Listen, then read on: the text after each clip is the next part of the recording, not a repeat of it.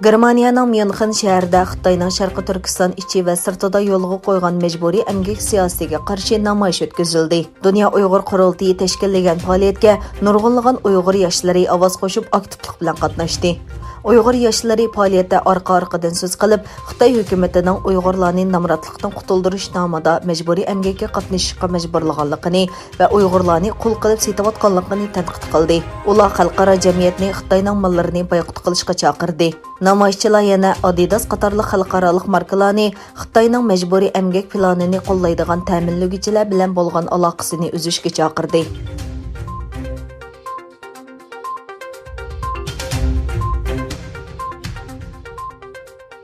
Gollandiyada yaşayotgan Uyg'urlar bilan ularni qo'llagan kishilik huquq tashkilotlari va faoliyatchilar Xitoyning Uyg'urlarni assimilyatsiya qilishi va irqiy qirg'inchilikqa qarshi namoyish o'tkazdi. Yangidan qurilgan Gollandiya Sharqi Turkiston ommaviy tashkilotlar birligi va Yevropadagi bir kishilik huquq tashkiloti birlikda uyushtirgan namoyishga yuzlagan kishi qatnashdi. Bu faoliyat aslida Xitoy konsulxonasi oldida o'tkazilmoqchi bo'lgan bo'lsa-mu, ammo qatnashuvchilarning soni ko'p bo'lg'achqa ruxsat berilmagachga Denhagdagi bir maydonda o'tkazildi. Namoyishchilar Xitoydan jazo lagerlarini taqab, Uyg'urlarga qaratilgan irqiy qirg'inchilikni to'xtatishni talab qildi. 2 yildan buyon Gollandiyaning Amsterdamdagi Dam maydonida yolg'iz kishilik namoyish o'tkazgan Uyg'ur faoliyatchi Abdurahim G'ani namoyishda qilgan so'zida o'zi va oilasidagilar boshdan kechirgan ziyonkashlik va to'salg'ularni bayon qildi. Abdurahim G'ani 14 avgust Xitoyning Gollandiyadagi bosh elchixonasi oldida yolg'iz kishilik namoyishini o'tkazdi va Xitoy doiralaridan uning Sharqi Turkistonda qo'lga ilingan yoki yo'qolib ketgan tuqqanlar haqida uchur bilan ta'minlashini talab qildi.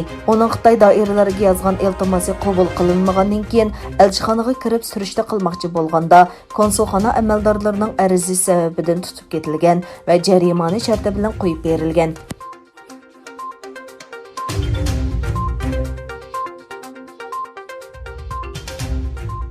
Amerika Hong Kong bilan bo'lgan 3 tane ikki tarafli kelishimning to'xtatilganligi yoki bekor qilinganligini jakarlagandan keyin Xitoy Tashqi ishlar ministrligi payshanba kuni Amerikaning xato harakatini ko'zda tutib Hong Kong bilan Amerika orasidagi o'zaro qonun yordami kelishimini yo'lga qo'yishni vaqtincha to'xtatishni qaror qilganligini e'lon qildi.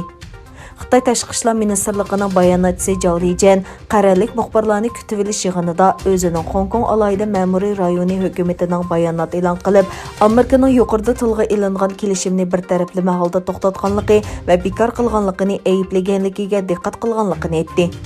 Amerika Tashqi ishlar ministrligi chorshanba kuni Hong Kong doiralariga Washingtonning qochqin jinoyatchilarni yo'tkash, jazo muddatini o'tinib berish va xalqaro paraxod tijoratidan o'zaro asosda bosh kechirim qilish qatorliq 3 kelishimni vaqtincha to'xtatgan yoki bekor qilganligini uqtirgan. Xitoyning Hong Kongda yangi davlat bexatarlik qonunini yo'lga qo'yishi Amerika-Xitoy munosabatini bargan sari jiddiylashtirmoqda.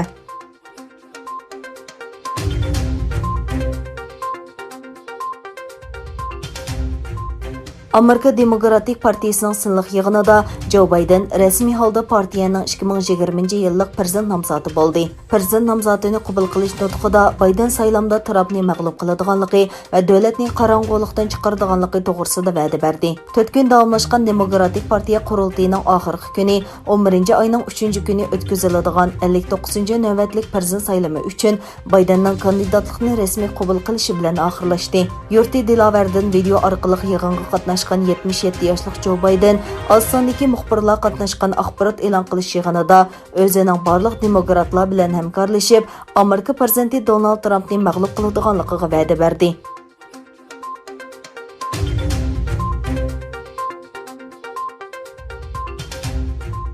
Xitoyning Shandong o'lkasidagi Liangbaosi ko'mir kenida yuz bergan portlashda 7 odam o'lib, 9 odam yaralangan. Shandong o'lkasi Jiajiashang nahiyalik hukumat e'lon qilgan xabariga qaraganda, Shandong Feichang energiya konchilik guruhi boshqaradigan Liangbao butxonasi ko'mir kenida portlash yuz bergan. Voqea yuz bergan joyda va yaqin atrofda 19 kon ishtisi bor bo'lib, ulardan 7si o'lgan, 9 kishi yaralangan bo'lib, birining ahvoli og'ir ekan. Voqea yuz bergandan keyin ko'mir kon ishlab chiqarishni jiddiy to'xtatgan. Xitoy taratqullarining xabariga qaraganda, kondagi portlashning sababi texnik aniqlanmagan bo'lib, navbatda tekshirilmoqda ekan.